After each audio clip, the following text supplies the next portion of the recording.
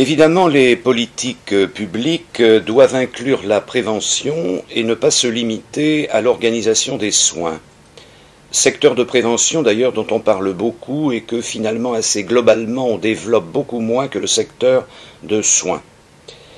Mais la prévention suppose des études de santé publique, l'écoute des professionnels, la démocratie sanitaire dans l'expression des patients et une information objective, générale et personnelle sur la balance bénéfice-risque.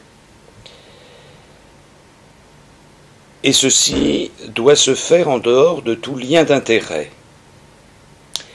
Les technologies de l'information et de la communication peuvent renforcer la démocratie sanitaire, à la fois par la diffusion publique de l'information et par les échanges critiques et les commentaires qu'elles peuvent susciter. Cependant, l'exercice de la démocratie suppose la consultation et l'écoute du plus grand nombre.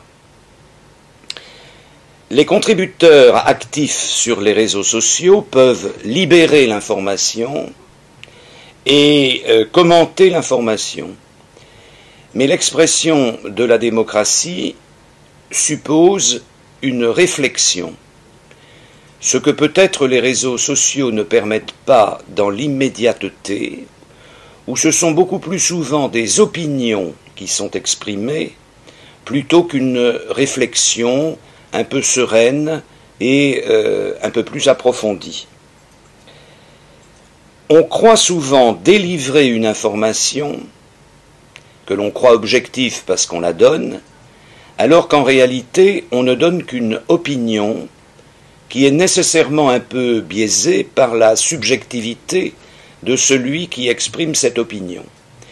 Et on voit bien actuellement dans le champ de la prévention, je vais parler en particulier du cancer ou des dépistages du cancer, de la prévention des cancers, qu'il y a un certain nombre d'idées reçues ou d'opinions particulières qui méritent d'être passées au crible véritable de la connaissance scientifique par les experts et de la critique démocratique de leur point de vue et surtout des applications de leur point de vue pour ce qui concerne le groupe, la société et la personne.